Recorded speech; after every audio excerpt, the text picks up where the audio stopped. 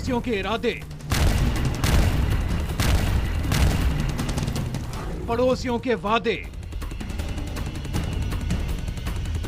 क्या हिंदुस्तान घिर गया है रिश्तों के अजीब से चक्र में? पाकिस्तान के बाद अब चीन की चालबाजी। पहले आई खबर घुसपैठ की, चीन के फौजियों ने फिर लांघी हमारी सरहद, वो भी तब जब प्रधानमंत्री मोदी G20 सम्मेलन में मिल रहे थे चीनी नेता से, जब गृह मंत्री राजनाथ सिंह कर रहे थे चीन का दौरा। फिर आई धमकी की खबर, दक्षिण चीन के समंदर में नकली टापुओं की फौज बनाते चीन ने दी अमेरिकी विमान को धमकी, कहा चले जाओ यहां से वरना दो सुपर पावर्स के झगड़े में पिस रहा है भारत। फिर आई खबर नकल की, मेड इन चाइना या फिर चोर इन चाइना। अमेरिका के लड़ाकू विमानों को इंटरनेट पर चुरा डाला चीन ने। क्या अब भारत पर भी हमला बोल सकती है चीनी हैकरों की फौज? और इन सब के बाद आई खबर अकड़ की, चीन का दो टूक बयान, न हम चोर हैं, न अमेरिका के चमचे, न किसी से डरते हैं न डराते हैं। देखिए IPL 7 की खास पेशकश, कैसे भारत समेत पूरी दुनिया को घुमा रहा है चीन का चाल चक्र। नमस्कार, मैं हूं आकाश सोनी। इंडिया 9 बजे में आपका स्वागत है। आज बात चीन की चालबाजी की, जो अपने दांव पेंच से दुनिया को घुमा रहा है। कभी आंख दिखाता है, कभी सरहद पर सीमा लांघता है, तो कभी नकल करता है और फिर अकड़ दिखाता है। आखिर कैसे ये ड्रैगन भारत समेत पूरी दुनिया को अपने चाल चक्र में घुमा रहा है, बताएंगे इसी कार्यक्रम में आगे। और इसके अलावा 9:15 बजे हम बात करेंगे फ्रांस के बदले की। जी हां, पेरिस हमले के मास्टरमाइंड को पेरिस पुलिस के शार्प शूटर्स ने एनकाउंटर में घेर कर मार डाला है। 128 लोगों को मौत के घाट उतारने की साजिश रचने वाला अब्देल हामिद अबाउद पेरिस के सेंट डेनिस के इलाके में ढेर कर दिया गया। आखिर कैसे कमांडो कार्रवाई में अबाद का काम तमाम हुआ? चीन का चाल चक्र, एक ऐसा चक्र जिसमें अनगिनत चालें हैं। सिर्फ भारत ही नहीं, दुनिया के कई देश इससे परेशान हैं। भारत का यह पड़ोसी देश साल भर में 400 से ज्यादा बार हमारी सरहद में घुसपैठ कर चुका है। भारत का यह पड़ोसी दक्षिण चीन से जुड़े समुद्र में धमकियां दे रहा है, वहां से गुजरने वाले अमेरिका के जहाज या विमानों को धमका रहा है। भारत के कुछ फासले पर मौजूद समुद्र पर कब्जे की यह जंग हर दिन कड़वी होती जा रही है। अमेरिका और चीन दोनों सुपर पावर अब आमने सामने खड़े नजर आ रहे हैं। अमेरिकी राष्ट्रपति बराक ओबामा ने यह बयान देकर चीन को चौंका दिया है कि चीन को समुद्र कब्जा करने की अपनी नीति को बदलना होगा। देखिए चीन के चाल चक्र पर बनी यह विशेष रिपोर्ट। यह चाल है धमकी की। जी हां, चीन अपनी ताकत पर इतरा रहा है और समुद्र का पारा चढ़ रहा है।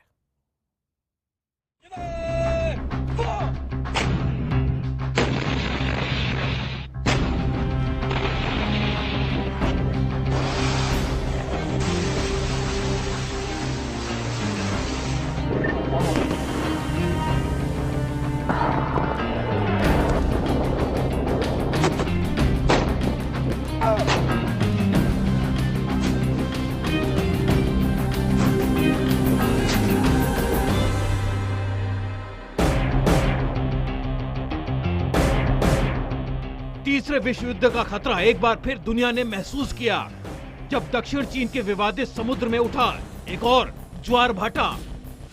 भारत से सिर्फ 3000 किलोमीटर के फासले पर समुद्र में एक बार फिर आमने सामने थी दो परमाणु ताकतें। उस इलाके में जहां पैदा हो रहे हैं चीन के नकली रहस्यमय टापू, जहां के समुद्र से बालू निकालकर चीन बना रहा है नए टापू, और इस तरह कब्जा रहा है वो समंदर जो कल तक अंतरराष्ट्रीय समुद्र था। उसी समुद्री इलाके में दुनिया के सबसे खतरनाक बम बरसाने वाले अमेरिकी बॉम्बर विमान को चीन ने धमकी भी दी। इस समुद्र में पहले भी चीन की तरफ से उठ चुकी हैं धमकियों की लहरें। चीन ने दोबारा अमेरिका को आंख दिखाई है। अमेरिकी रक्षा मंत्रालय यानी पेंटागन ने धमकी की इस खबर को सच बताया है। ये तब हुआ जब दो अमेरिकी B-52 बम वर्षक विमान समुद्र के ऊपर उड़ान भर रहे थे। उसी वक्त उन्हें चीन के ग्राउंड कंट्रोल से सख्त टोन में धमकियां मिलने लगी। दक्षिण चीन के विवादित समुद्र में उड़ रहे अमेरिका के टोही विमान पोसाइडन को भी लौट जाने, वहां न उड़ने की धमकी दे चुका है। इस बार भी लहजा बेहद सख्त था। Foreign military aircraft. This is Chinese Navy. You are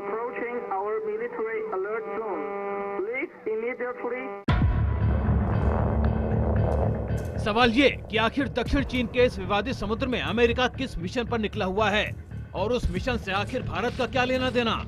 pentagon के मुताबिक अमेरिका के B-52 बम वर्षक विमानों का उस समुद्र के ऊपर से उड़ना सिर्फ इत्तेफाक या किसी रूटीन फ्लाइट का हिस्सा नहीं हो सकता। अमेरिका को पक्का शक है कि चीन अपने नकली टापुओं पर फौजी अड्डे बना रहा है और इसीलिए उसे वहां अमेरिका के विमान या समुद्री जहाज बर्दाश्त नहीं होते। सूत्रों के मुताबिक अमेरिका ने चीन के कट्टर दुश्मन जापान में अपना फौजी अड्डा पहले से बना रखा है। ये B-52 बम वर्षक विमान उसी जापानी ठिकाने की ओर जा रहे होंगे। अमेरिका के 2 B-52 बम्बर विमान दक्षिण चीन के समुद्र के ऊपर देखे गए थे। B-52 बम वर्षक विमान लंबी दूरी तक उड़ सकने वाला जंबो जेट जितना ताकतवर प्लेन होता है।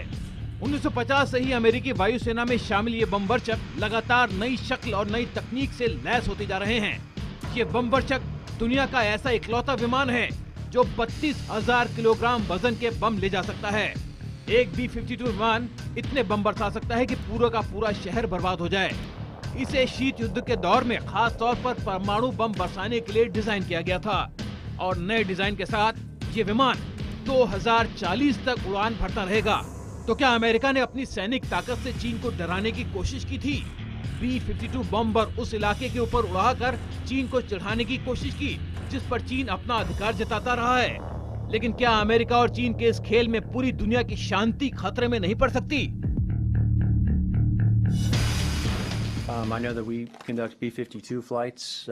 हाँ, मैं जानता हूँ कि उस इलाके के ऊपर हमारे B-52 बम वर्षक विमान गुजर रहे थे। हमारे विमान अक्सर वहाँ से गुजरते हैं। वो अंतर्राष्ट्रीय समुद्री इलाका है।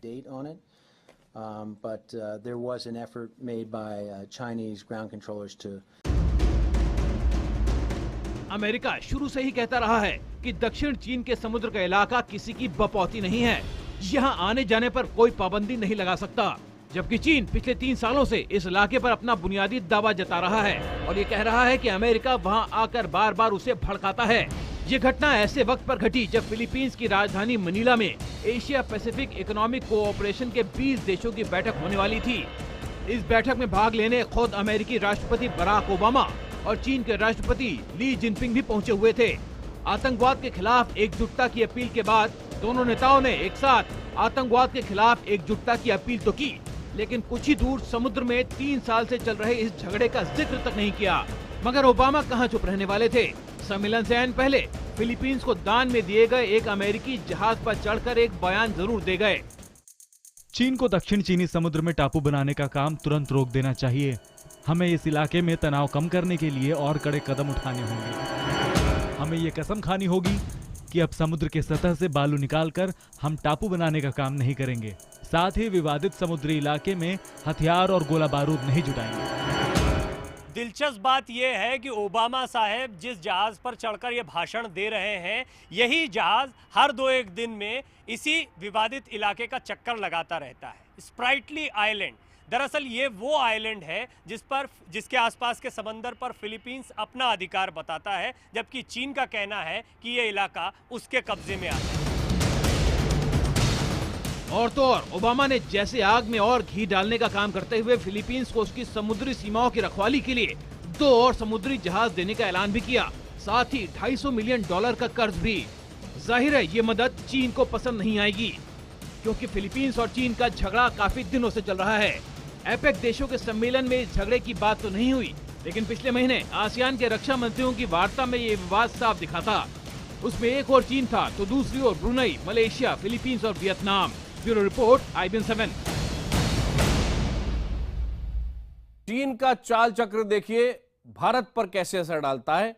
इस साल, जी हां, सिर्फ इसी साल कम से कम 400 बार LAC यानी चीन से लगी सरहद पर देखा गया है चीन की सेना को। 400 बार से ज्यादा चीन के फौजी सरहद लांघकर भारत के इलाके में घुस आए। हर बार भारत की सेना ने उन्हें वापस जाने की चेतावनी दी। इस बार भी यही हुआ, लेकिन इस बार तुर्की के अंतालिया में प्रधानमंत्री मोदी और चीन के राष्ट्रपति की मुलाकात से ऐन कुछ घंटे पहले सरहद पर चीन ने यह दुस्साहस एक बार फिर दिखाया। देखा जा रहा है कि जब भी दोनों मुल्कों के नेता हाथ मिलाते हैं, सीमा पर चीनी भीतर तक घुस आते हैं। देखिए चीन की इसी चाल यानी घुसपैठ पर हमारी ये विशेष रिपोर्ट।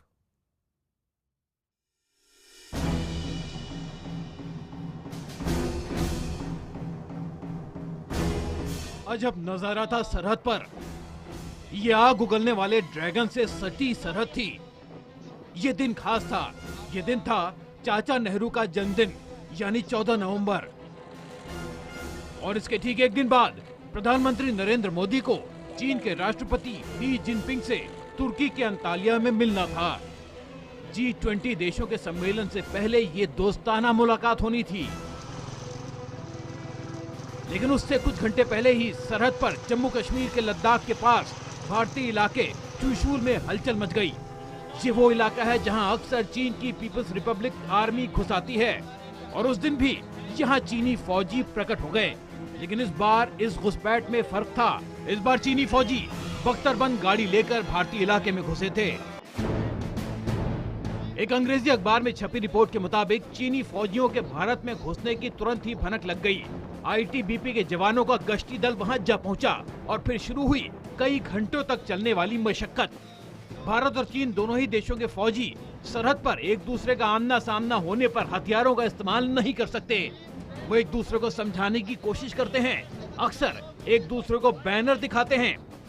बैनरों पर लिखा होता है, ये हिंदुस्तान है, ये आपका इलाका नहीं है, यहाँ से चले जाइए। This is India, please go back. वहीं चीनी फौजी भी अक्सर ऐसे ही बैनर लेकर आते हैं जिस पर लिखा होता है, this is China, please go back. वैसे भी लेह का इलाका दुनिया के सबसे मुश्किल इलाकों में से एक माना जाता है। यहाँ रहना और सांस लेना दूभर होता है।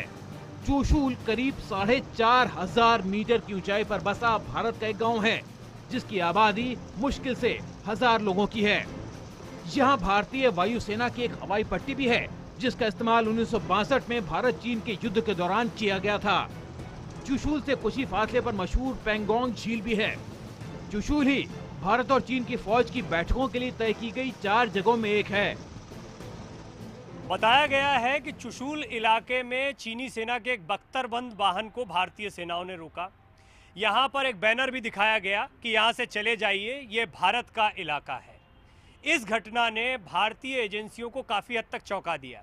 दरअसल मसला ये है कि जब जब भी भारत और चीन के नेता कहीं मिलने वाले होते हैं या मिल रहे होते हैं, उसी समय चीनी सेना इस तरह की घुसपैठ करती है। अब बड़ा सवाल ये खड़ा होता है, आखिर क्यों?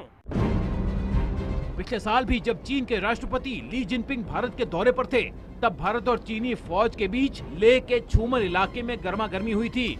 उस वक्त भी 3 दिनों तक दोनों देशों के फौजी एक दूसरे का रास्ता रोके खड़े रहे थे और उसके बाद भारत को और फौजी भेजकर दबाव बढ़ाना पड़ा और तब चीनी फौजी वापस गए। लेकिन इस बार ये समझ नहीं आया कि आखिर चीन के फौजी चुशूल में हल्के बख्तरबंद वाहन में सवार होकर क्यों आए थे।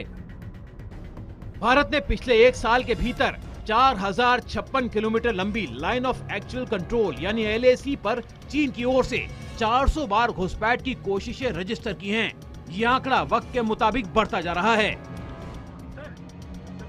अक्सर ऐसे घुसपैठ के दौरान लेह और अरुणाचल प्रदेश में बड़ी दिलचस्प तस्वीरें सामने आती हैं। कई बार दोनों देशों के फौजी एक दूसरे के सामने हाथ बांध कर खड़े हो जाते हैं। फिर शुरू होता है बातों और जज्बातों का लंबा चलने वाला सिलसिला। बीच बीच में दोनों गुस्से में आ जाते हैं। दोनों ही पक्षों की ओर से लगातार वीडियो बनाया जाता है, तस्वीरें भी उतारी जाती हैं ताकि बाद में कोई दूसरा इल्जाम न बढ़ा जा सके। कई बार दोनों देशों के फौजियों में हाथापाई तक हो जाती है, लेकिन फिर भी इस विवाद में एक भी गोली नहीं चलती। इसीलिए तनाव के दौरान खून खराबा नहीं होता। गृह मंत्री राजनाथ सिंह के 6 दिन के चीन दौरे से काफी उम्मीदें लगाई जा रही हैं। समझा जा रहा है कि दोनों देशों के बीच घुसपैठ को लेकर बेहतर समझदारी बन पाएगी। कुछ ही दिन पहले भारत और चीन के बीच आतंकवाद के मुद्दे पर साझा अभ्यास भी किया गया था। लेकिन लाख टके का सवाल यही है कि क्या भारत इस पड़ोसी पर आंख मूंद कर भरोसा कर सकता है। Bureau report, IBN 7। और चीन लगातार झूठ बोलता है। चाहे साउथ चाइना सी में धमकी की बात हो, उसका कहना होता है वहां पर कि यह हमारा इलाका है, हम किसी को यहां आने नहीं देंगे। समुद्र में जो नकली टापू बना रहा है उस पर उसका कहना है कि हम ये टापू बना ही नहीं रहे हैं। घुसपैठ की बातों पर वो कहता है कि भारतीयों ने दरअसल चीन के इलाके में घुसपैठ की है। सच क्या है? सच तो यही है कि चीन न सिर्फ अपनी ताकत का रौब दिखाता है बल्कि कई और काम भी करता है जिनसे दुनिया परेशान है। जैसे अब हम आपको दिखा रहे हैं अमेरिका का सबसे महंगा लड़ाकू विमान F-35, जिसको बनाने में, परफेक्ट करने में अमेरिका को 20 साल लग गए और उसे खर्च करने पड़े तकरीबन 400 अरब डॉलर।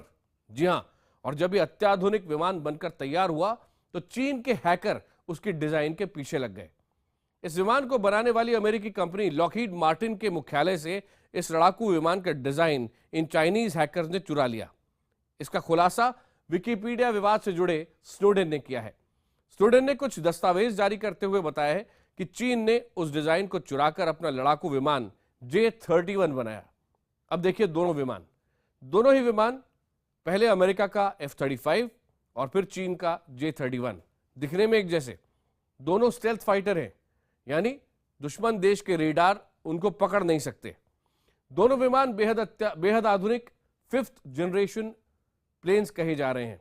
दोनों सक्रिय आकार के हैं, दोनों के पतले पंख हैं। बस चीन के J-31 विमान के पंख मुड़ भी सकते हैं।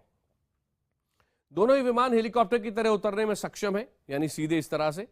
इनके इंजन बेहद ताकतवर हैं। दोनों विमानों के कॉकपिट का शीशा खोलकर लैंडिंग की जा सकती है और दोनों ही विमानों में मिसाइल और बम रखने के लिए विमान के नीचे के हिस्से में अलग से कैबिनेट बनाया गया है। बटन दबता है तो ये कैबिनेट खुलता है और मिसाइलें फायर हो जाती हैं। दोनों ही विमानों में हाईटेक कॉकपिट है।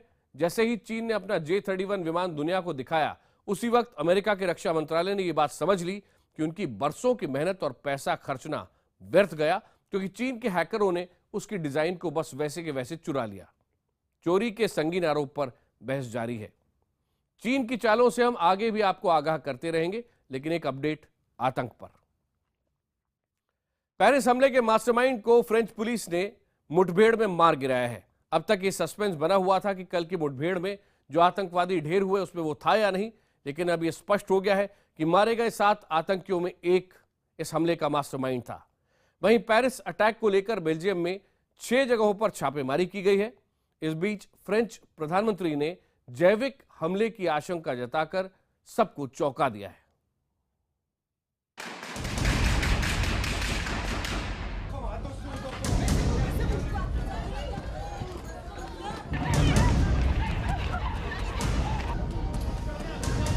एक 129 लोगों की हत्या की साजिश रचने वाला मास्टरमाइंड अब्देल हामिद अबाउद, जिसे मारने की कसम फ्रांस ने खाई थी, उसे पेरिस पुलिस ने एनकाउंटर में ढेर कर दिया है। बुधवार को सेंट डेनिस इलाके में 7 घंटे तक चली मुठभेड़ के बाद ये साफ नहीं हो पाया था कि वो मारा गया या नहीं, लेकिन गुरुवार को पुलिस ने इस खबर की पुष्टि कर दी कि वहशी हत्यारा अब्देल हामिद भी मारे गए उन आतंकियों में से एक था, जिसने सैकड़ों लोगों को मौत के घाट उतारने का मास्टर प्लान बनाया था। 100 से ज्यादा कमांडो ने इस ऑपरेशन को अंजाम दिया था।